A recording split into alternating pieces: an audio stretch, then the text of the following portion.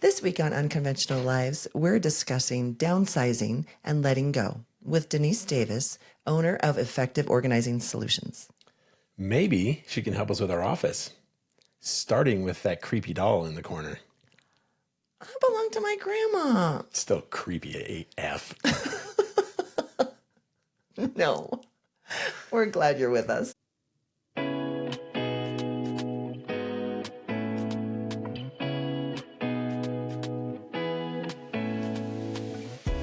Hey, I'm Craig. And I'm Kellie. Join us as we share unfiltered, empowering conversations about love, marriage, fitness, travel, and living boldly. Tune in as we prove you can have it all and live an unconventional life.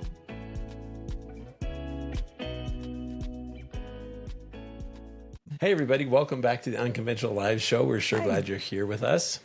We are super excited to have a guest today. Yes, we have Denise Davis with Effective Organizing Solutions. Yes. And we have known Denise for years. Years. At least 5 years. Oh, yeah. And she is a critical part of our real estate business. Yes, working with our clients. Yes. And she does a job that I hate to do, which is to have to tell people like, man, that you got too much stuff, or you don't have enough stuff, or like, Right.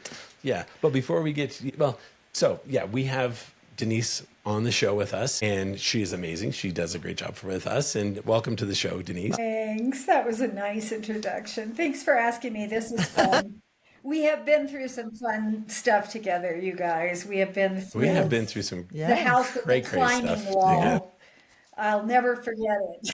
Yeah, and I'm constantly like, I'll go in and be like, snap, like this is a mess. Like, and I used to do it myself, and then you kind of puts up a barrier between your clients, and you're like, you're being mean, and I'm like, and I don't want to be mean. And Denise just works her magic. And Yes. just does it so eloquently. Yes, She's so and gifted. And I walk back in, I'm like, dang, I like, know. this looks so good. Cool. So yeah, welcome. Denise is amazing. It does amazing work, and we're gonna have some really fun subjects we're gonna be talking about here today.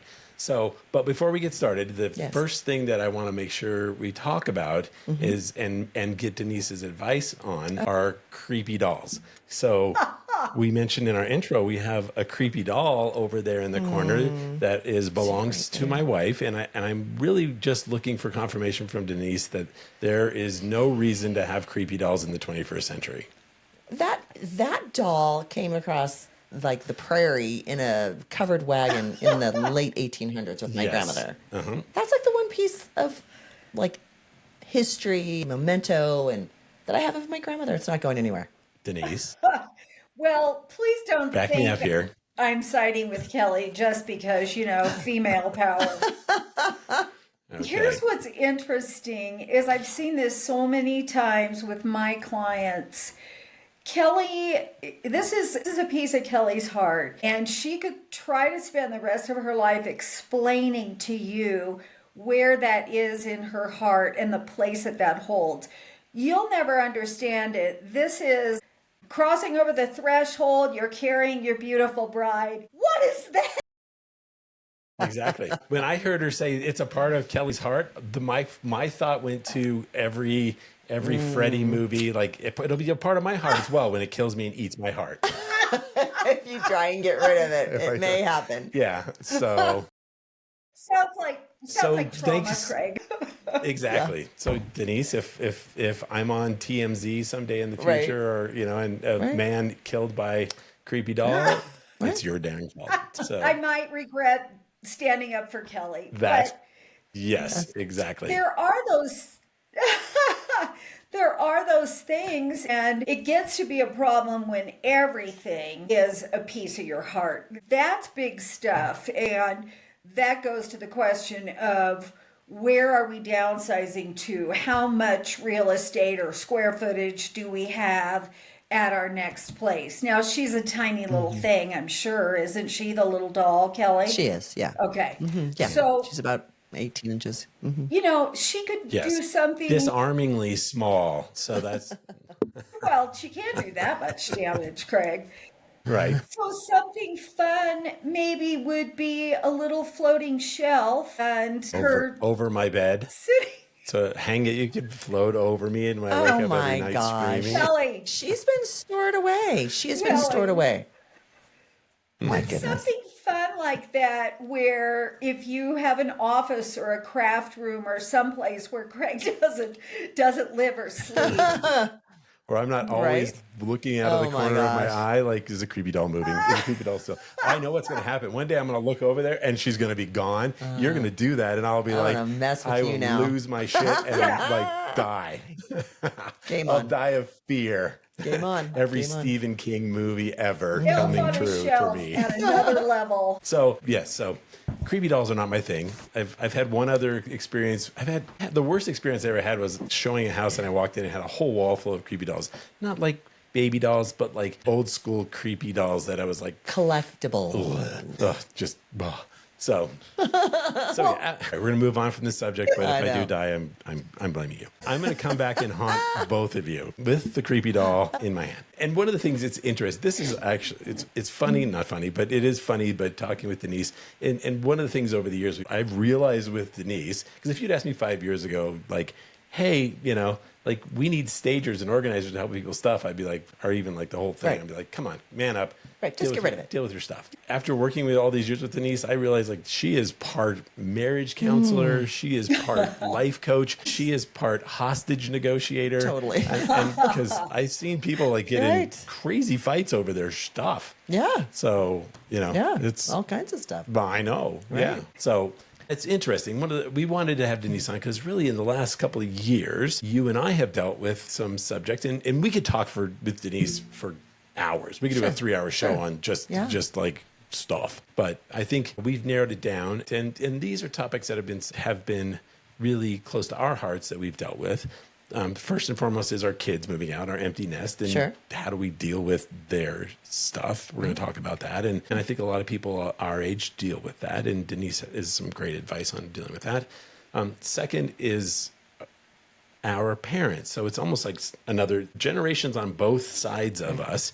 With our parents, both of your parents died very suddenly, within 12 days of each other, about a year and a half ago, maybe even less. Yeah. And it was a big burden. It was really, for the entire family, it was a big burden because it happened so suddenly, and we had all of their stuff to deal with, and you want to honor their memory, but it's like they've got stuff. Yeah. And we got to the point where like the house is sold, we need to get the stuff out, and it came down to like pack it up, and nobody what everybody didn't want, we put in the dumpster, and so It wasn't a gradual process. It wasn't, but it had to be extreme. So that was really challenging, especially for you. And then last is just our own stuff. Right. We've downsized over the last couple of years from a 5,200 square foot house on 10 acres down to a house half that size. Yeah. And we had to figure out like, how do we do that? And how do we, resize into that? So those are kind of the three topics we're going to talk about, all very emotional side of it, which you don't really think of, but Denise deals with that really well. Yeah. Thank So you. So let's jump into the dealing with our children stuff. Yeah. We are now empty nesters. Yes. And our daughter was the last one to leave, and our son had moved out, and we kind of gone through his stuff with him and packed up the stuff. Right. There's sort of this tug of war between like, because I think our son would have just been like, throw it all away. There was not a lot that was like he was really sentimental about, but you were way more sentimental about it, and so I'm always way more. we've got a lot of stuff from him. When our daughter left, she was more sentimental about stuff. Like she was, The couple days after she left, we packed up all of her stuff, Denise, and took it downstairs, and we turned her bedroom into a guest bedroom. Right. And she uber quick found out about it, and she was like, "Where's my room? Where do I stay now? Yeah, where am I going to sleep?" So it was.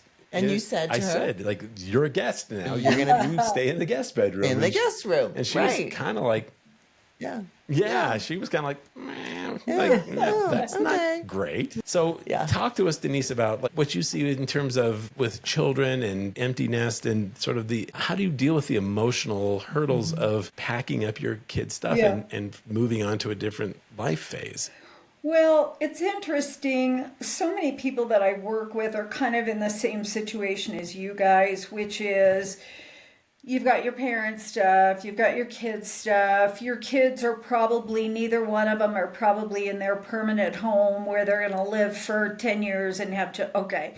Right. So what happens is I see people holding onto their kids' stuff until their kids get more settled, which makes sense as long as you're not going anywhere. But I've also recommended that people have their kids come over, try and thin down what you can. You may have, a little keepsake box, go get a container, a reasonable size container, and say, once this container is filled, the rest of it, I'm going to let, it's Molly, right? It's your daughter. I'm going to let Molly decide if she wants to keep it. But maybe you can give her a deadline and she can go through the stuff, and maybe she ends up with 2 or 3 boxes that she wants when she's in her final home, if she gets married, whatever the case may be, when she can take it for good. But I think limiting yourself, Kellie, to the size of a box, and I'm not suggesting the size of what we have Christmas decorations in, just something no Costco reasonable. totes. No Costco totes. Oh, you guys, quick sad story. I had a client who wanted to downsize and get rid of her kiddo stuff. They were all in their permanent homes. They had, that she could have given them stuff. I think what happened is she said, here's your stuff. Do you want it? What do you want to take? Lots of kids these days say, I don't want anything. Right. And Which is we got challenge. that from our son. Like, yeah, it comes back kind of, you're going, wasn't I a good parent? Yes, you were a fine parent, but it's just, it's just kids these days, and minimalism, and everything gets replaced in 2 years. You buy a phone, 2 years later, you get a new one. But she had her entire garage on pallets, boxes and containers on pallets. Oh my goodness. Her garage. And she and I started to try to sort through it. You guys, baby outfits with little stains on them. Really? Oh, I remember what they ate before they spit that up. No, stop. Stop. That's a counseling situation. I mean, far beyond an encouragement from a professional organizer. That is, you're going to have to get pretty big help for that, because there's a place here in Colorado Springs that I've driven by a number of times. I'm sure you guys have seen it. It's called Life Storage. Okay, my thought is, live your life. Don't store your life. Don't store it. Right. Well, that brings up an interesting point as well with the whole storage. I mean, it's so crazy that, we always see people like they filled their house. It's overflowed into their garages so that, now their cars are parked outside. Yeah. And then it's like, and then we have a storage unit that we pay, hundreds of dollars every month for. And I want to make sure we make a clear delineation here as well, Denise. And I know you don't deal with, the hoarding part of things. I mean, we you see hoarders on the TV show, and that is, like you mentioned earlier, that's a psychological issue and probably, something you need. There are people that will do your job and help hoarders. That are trained to deal with that, because that's a whole different ball of wax. I mean, that's way more than just getting stuff. Yes. Yeah. Yeah. But that's not what we're talking about here. Well, and I think it brings up an interesting topic of like things that we value that we think our kids will value. And I'm going to give 2 examples right now. The first one is my wife's wedding dress. Oh. So we've been married now for 33 years. We had after our wedding, we had my wife's dress preserved and packed in a big box. Most brides do. And I've been schlepping that box around for 33 years. Yep. And this was maybe, we decided like, I think you and Molly. No, it was earlier than that. It was probably 8 years ago, because Molly was 12. Yeah, and so Molly found it, or you were talking about it, and you actually took it out. We took it out of the box, and she was 12, and tried it on. Yeah. And first off, Molly is 5'11", and so I mean, you're 5'9", so she's bigger than Kellie, and she tried it on, and she was like, could barely fit into it. Barely zip it up. And then also, then it was the really funny part. She's like, I'm not wearing this. Like, this thing is stupid. She's like, why are the sleeves so puffy? I feel like Ella Enchanted. Yeah. Sister, So she's just puffy. And I'm like, I know. 1992. But I'm like, why am I saving this? And I'm like, why have I been schlepping this around for 30 years? Right. Yep. But Denise, we still have it. Really? Okay. Okay. I thought you were going to tell me about a breakthrough. No, well, no, I did have a breakthrough. About 6 years ago, I contacted an organization that will take donated wedding dresses, and they will make angel gowns for babies who are, a stillborn, and they send you a finished piece, a special piece of your dress, but then they make a gown for the infants that pass away in the hospitals. And I tried several different companies, and they said, we're not taking any more gowns. We have so many, there's a waiting list. So I don't just want to pitch it. I want to participate and add to that organization because I highly believe it and believe in it and want to support that. So, but now it's scrunched down into a little tiny box. So I feel better about that. It's not this huge storage box. It's a tiny box. It's like literally this big, and I've crushed it all down into. So we'll see. I don't know. Help me, Denise. That is so hard, and I get it, Kellie. I got rid of mine probably somewhere close to 25 or 30 years marriage. We got a few years ahead of you guys. We also don't have kids, so it's a lot easier to say, well, let it go. But I see a lot of people do what you do. Yes, that angel gown's got to be a big thing, and they got way overloaded, which is great. Oh, I'm sure. I mean, I love that they have what they need. I see husbands lined up at the post office to get rid of this. There you go. The husbands are like, I'll gladly drive that to the UPS store for you. But what's interesting that you said I wanted to go someplace where it's used or it means something. And, we're kind of planning like a second life for your wedding dress. It's like, okay, I want it to be here. Right. I want it to turn into this. And I like to tell my clients, we can't be tied to second outcomes. We need to, at some point, trust God, the universe, whatever you call it. Right. To just put that dress where it needs to be. Now, I know there's organizations that have to take wedding dresses for people who don't have wedding dresses. I mean, the Springs Rescue Mission here in town gives away everything. They don't sell one thing. It's all given away to people who need it. You imagine there might be somebody who homeless, who's struggling, who doesn't have the money for their daughter's wedding. Tying yourself to second outcomes can really cause a lot of storage problems. Yeah. Right. Here's my biggest fear with the wedding dress. 6 years ago, she's like, I don't want this. And you know here's what would happen. We get rid of it, right? And then the phone rings like, I'm getting married. Do you still have that wedding dress, Mom? It's like, and then I know what's going to happen next. She's going to do a voodoo curse. You're going to do a voodoo curse on the creepy doll, and that's how I die. Right. Yeah. Right. So you're going to hire the creepy doll to eat my heart. You need to let it go, buddy. Oh my gosh. So, You guys, because that happens all the time. You know what? Right. And probably puffy sleeves will be in everything. Yeah, full circle. They're going to be. They're coming back. Exactly. They're coming back. She's like, those puffy sleeves would be so cool now. Yeah. It's like, this is how I die. Yeah.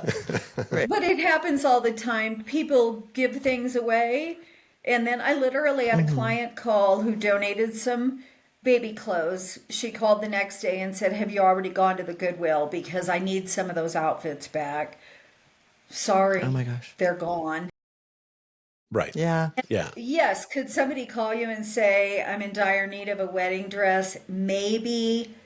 It probably won't happen, but letting it go and trusting God that thing's going to be where it's supposed to be that's just a leap of faith, you know? Right. And I just thought even worse than being killed by the voodoo curse of the creepy doll will be the, oh, you got rid of the dress? That's okay, Dad. I'll buy a new. You could buy me a new Right. one. That's what she like wants $15,000 later. She does not want mom's So it's like, dress. no, Well, no. yeah. And so I think, with kids stuff, Denise, I mean, I know you've talked with us before and I about how do we take things that are keepsakes, but we don't necessarily want to keep them. And I know you've talked about digitizing them, taking pictures of them. Like how can you preserve the memory without the physical item? You know what? That is such a good question. I found a little comment on that this morning and highlighted it. Oh, here it is. The challenge of downsizing is remembering that it's not the stuff. It's not about the stuff. Rather, it's about your relationship to others and your identity, such as whatever it may be, past profession, when my kiddo graduated from junior high, whatever it might be. Yes, that reminds you, but that's not the event. And it's hard to separate those two because emotions are emotions, but realizing, I look back on my life and my career, and I had lots of fun things and lots of fun memories. I did receive an award once a trophy to hang on my wall that said Salesman of the Year. I'm not kidding you. I am not kidding you. You still have that? Yes, no. It was the ace. Oh my gosh. Right. It was, That's good great. gosh, it's gone. I don't need that. Yeah, it was pretty pitiful, Kelly. Yeah. But remembering. So I think for our kids trying to figure out, I actually, Molly's going to be here in 3 weeks. This may be a good opportunity to let's go look through your boxes and see what you want. True. And maybe have that one box where she's putting stuff. I know Molly will like all of it. Right. All of her books. If Sean came home, he'd be like, "Why do you have that again?" That was I don't have a good memory about that thing. My Taekwondo black belt. Actually, he does have good memories about that. But so maybe that'll be a good one. Kelly, you said something interesting about your daughter's books. I have used this with clients before when it comes to books. Look at books like Friends. Is that book a stranger? Oh, I'm going to read this book someday. Is that book an acquaintance? Oh, yeah, I've picked that up and thumbed through it and was super interested in it. Or is this my BFF? Sure. If you can do that and separate that, it helps. Yeah. Yeah. Books we don't have enough time to do books. Here's my thought on books. I know my wife loves books. They're all her best friends.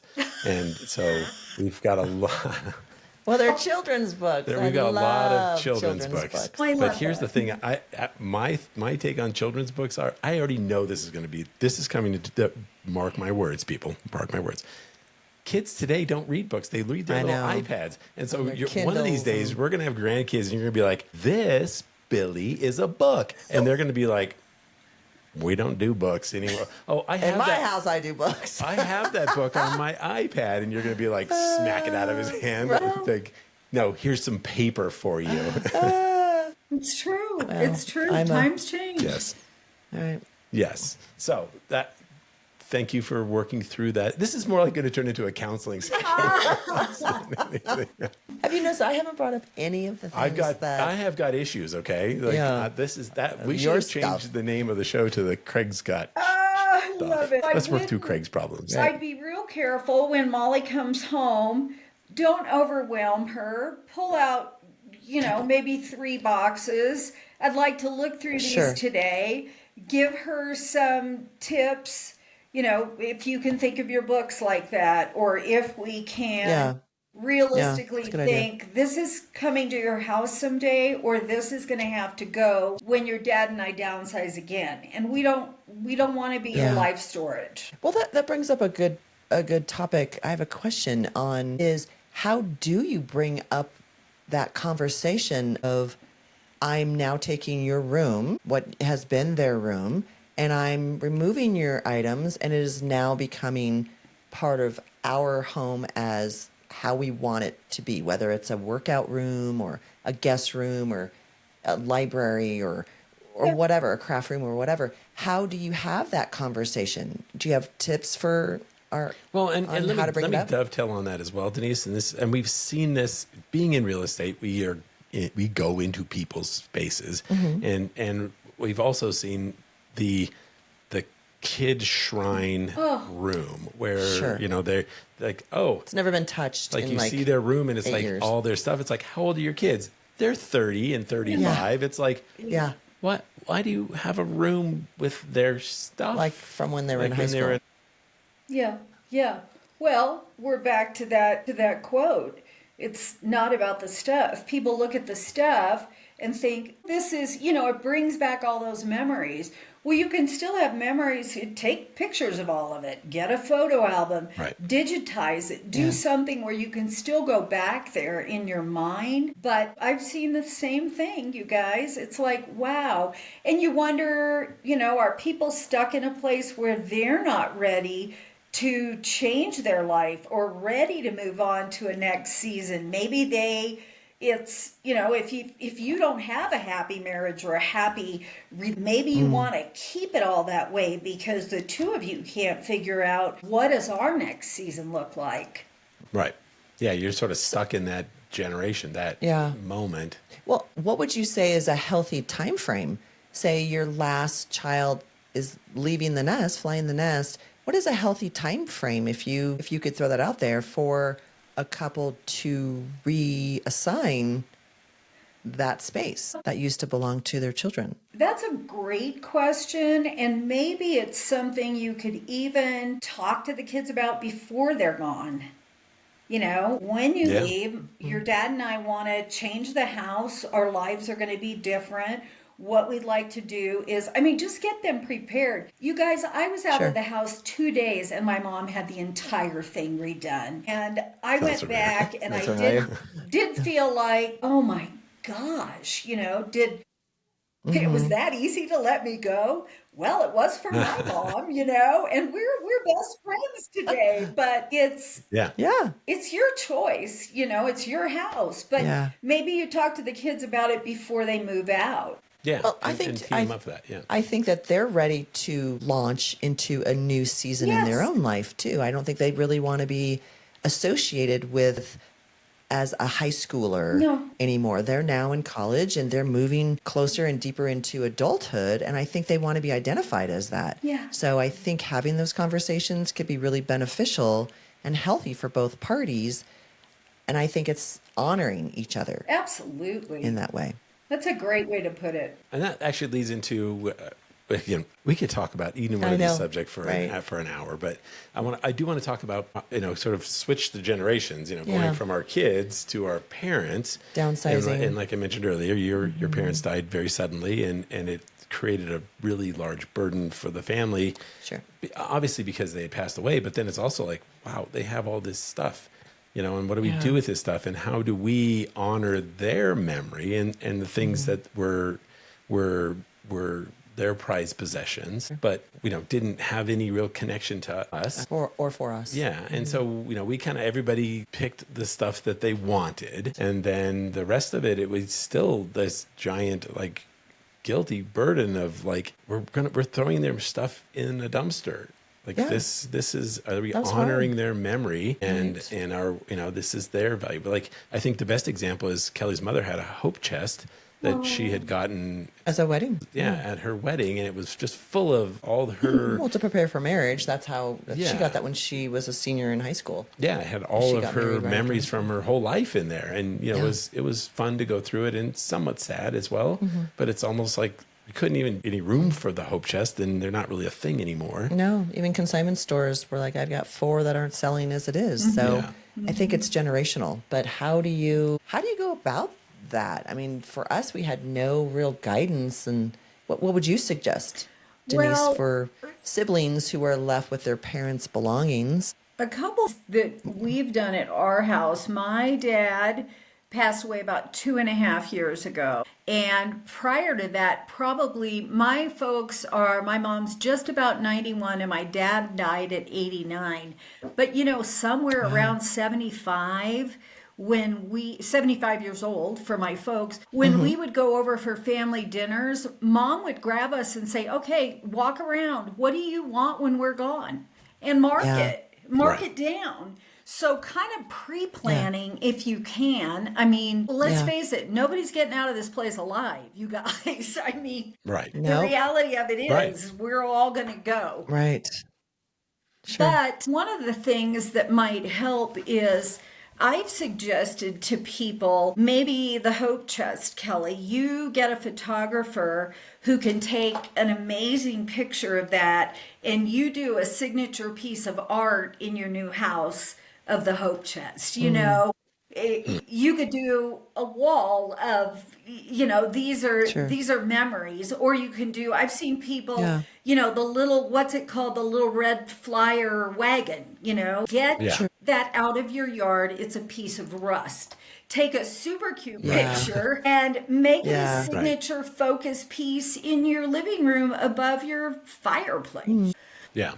Yeah. Yeah. And we did. And we took hundreds of pictures, of all of their stuff, just so that we had, sort of documented that part of it. So, and we kind of put it all on a Google file where all the family members have access to it. And everybody and can they enjoy it and look at it and look through the stuff. And but it's, at the end of the day, it really came down to it has to go. It still was difficult throwing certain things in the dumpster. I mean, we tried to donate so much of the furniture as much as possible. Yeah. But there's just some things that's just, It's that's just part of life. You got to you got to make hard decisions. Yeah. Yeah.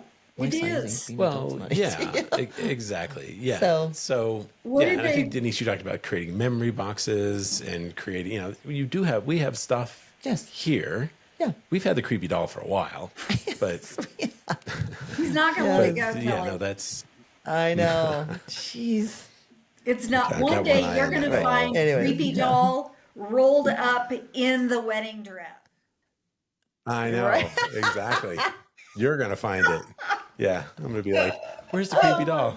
I evicted her. Oh my gosh. I put her back on her covered wagon to move along. So. The only thing that's constant is change. I mean, that's the only thing that is always going to happen in our lives. And so it hurts. It does hurt. The pictures are great. But the reality of it is, this is why people like life storage open and thrive. Yeah. And I think for us, I mean, this sort of dovetails into, once again, back to us, like how, talking about how can we not burden our children, because it was with that, having to deal with that. Sure. So I think even starting now, Denise, because I think you know this, but we lived in an RV, a 400 square foot RV for 2 years with children, two children. We kind of went from like collecting stuff and having a house full of stuff to living in 400 square feet. Once you live in 400 square feet, you realize how little you really need to get through the day. Yes. Yeah. So that was a big moment for us of just like, we don't necessarily, we really discovered minimalism and got comfortable with not having everything. Right, exactly. Yeah, and you had each other. Or not having everything we want. Yeah. Not having everything we want around us. Yeah. And you have each other and you're doing life and love is happening there in 400 square feet. Good. Yay. Yeah, that's what you're supposed to do. Exactly. Yeah. Yeah. Right. Yeah. You showed me a video the other day of a woman who's just been a nomad, and everything she owns, she carries in on a backpack. her back. And I'm like, okay, that's more than I can probably handle. Yeah. Fits in an overhead. Yeah. Wow. Yeah. I was like, dang, you go, girl. That's awesome. She's got tons of memories, though. One of the things we talked about was your kind of 4-step, the framework of acknowledging the emotions, of downsizing, the 4 steps. What would you? What are those? You 4 have steps? your 4 steps. You want to kind of go through those? Yeah. I use a method that is the acronym STACS. STACKS. Yes, I can still spell. Yeah. So the first S is sort. So we're going to go through, we're going to sort. Is it yes, a keeper? Is it trash? Is it donate? When I'm doing sort with people, I have a box marked delayed decisions, and we put a date on it that decision has to be made by. So you've got a little while to marinate on this, to think about the new size of your house that you're going to live in. Before a decision has to be made. But sorting includes tossing, donating, and then a T is toss. Those two really go together. And it doesn't necessarily mean toss trash. It can mean toss, it's going to go to somebody in need who I know needs this, or I'm going to take it to the Springs Rescue Mission and trust God for whoever's going to get this, or it's I'm going to have to throw this in the trash. A stands for assign a home. Well, all your stuff from your kids is in a temporary home right now. It's not going to live in your basement forever. It can't. You're not going to live in this house forever. So assign a home. Figure out where that's going to live. And K is keep it up. So it's not ever anything that you graduate from. I mean, we're always going to have to stop and think about that. And then S is simplify. And what happens is people assign a home and containerize and start living with it, and then realize, I haven't used that thing in 6 months, or the last time we pulled it out was at Thanksgiving, and our house isn't big enough to have Thanksgiving this year. So I'm going to pass that on. Yeah. Yeah. So, and you sent us an article which was fascinating about micro-pairing.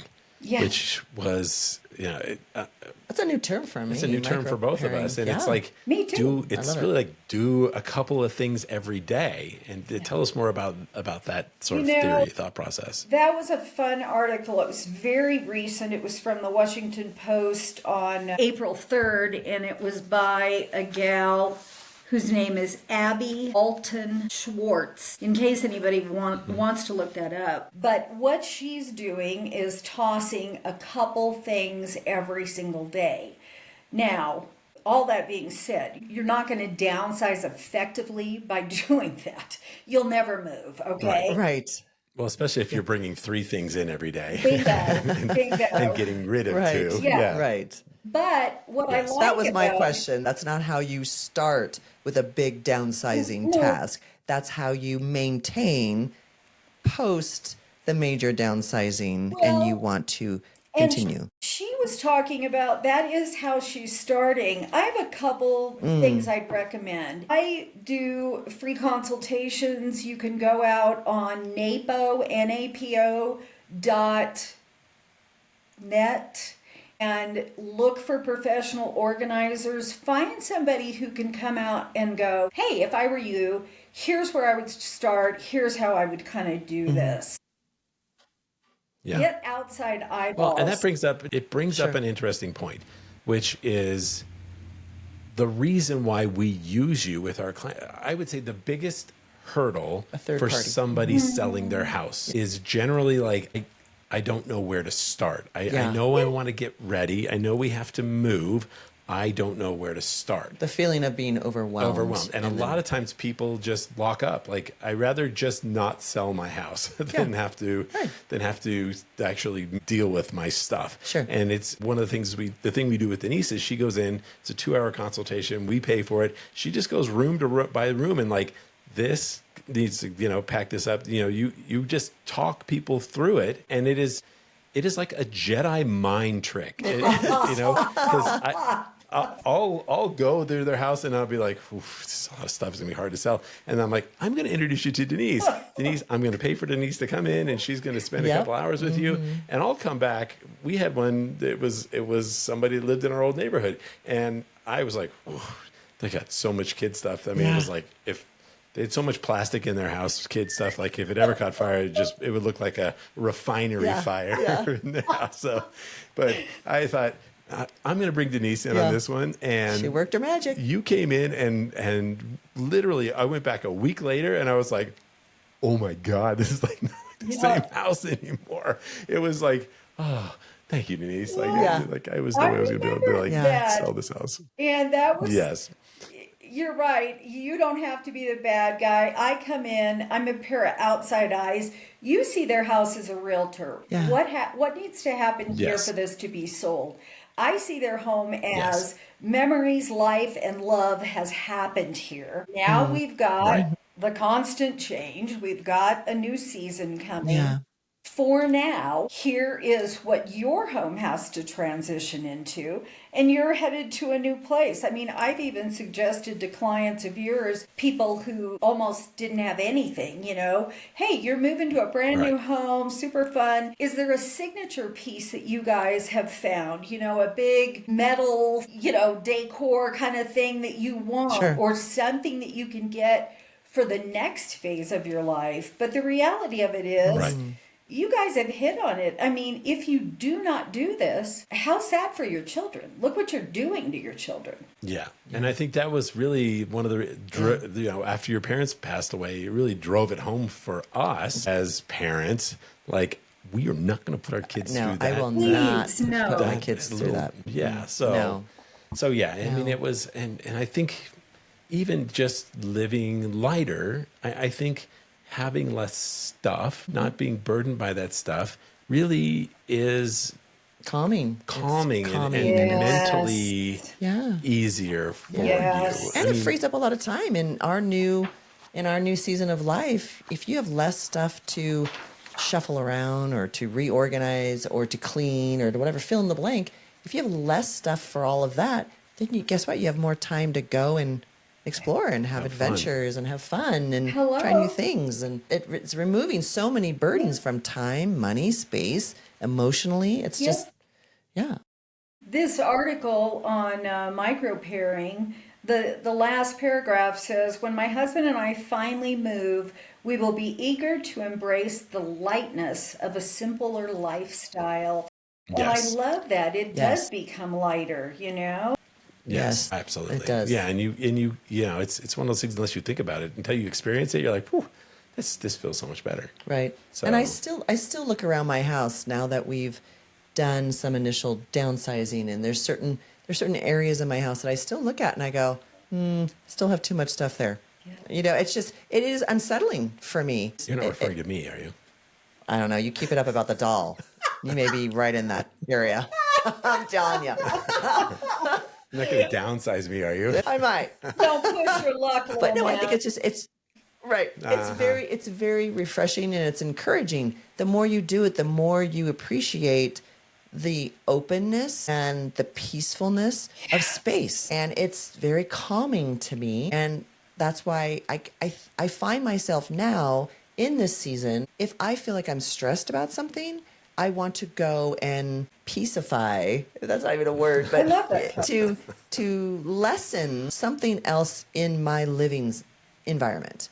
And I know that brings me comfort, and it brings me peace and calming, and less anxiety. And so that's what I seek out now. Well, definitely. That is so great. And even, back to the gal in the article who's getting rid of 2 things a day, she likens that to training for a marathon. This is how I'm exercising the muscle of letting go, of breaking that tie with this thing is not, because I feel emotional and sentimental about this. It's not the memory. The memory is here. The memory is in our hearts, Yeah. Embracing the fresh start with peace that surrounds you. I have one last question, I think.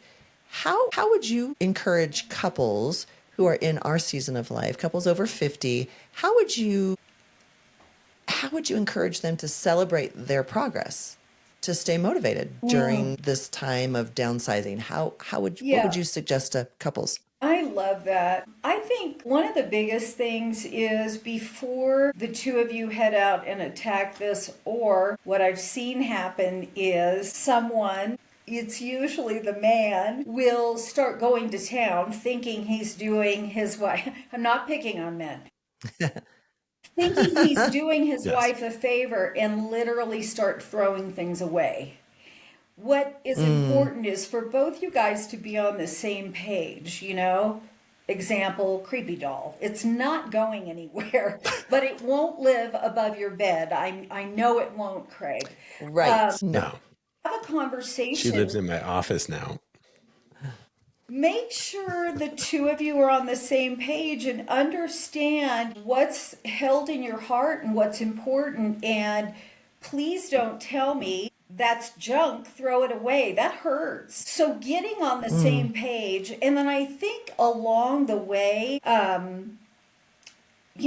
sort 2 or 3 boxes and go grab lunch together. Sort 2 or 3 boxes and head out to Top Golf and hit some balls, do something. Your relationship is changing. Build on the strength of your new relationship by celebrating, woo, that was hard, but we did it. Let's spend some time together. Let's, whatever it may be. Yeah. That's great advice. We want to have you back on the show. Yeah, there's so much we can talk about, and you're amazing. You do a great job always. And now that I have outed myself on the creepy doll, I know next time I piss my wife off, I know what's going to happen. She's going to send me down to the basement. I'm going to hear the door lock, and that creepy doll is going to be down there with me, and it'll just be a cage match. It'll be a fight to the death. I have so many plans. Kellie, can you get creepy doll rigged where you can push the stomach? Yes, and exactly. I want to work on it. No, stop it, Denise. Stop. This was great. Yes. Thank you so much, Denise, for being with us. Yes, and if anybody wants to get a hold of you, they can find I'm sure they can find you online. We'll link all of your contact information for you, Denise Davis. Effective Organizing Solutions. Effective Organizing Solutions. Yes. And if anybody ever wants to get a hold of her, she's amazing. You'll love her. So thank you for your time, Love Denise. the podcast. Thanks for inviting me. You bet. Have a great day. You Thank you, too. everybody, for listening. We appreciate you. We appreciate that you're taking the time to hang out with us. Right. And go on out there and have unconventional lives. Absolutely. We'll see you next time.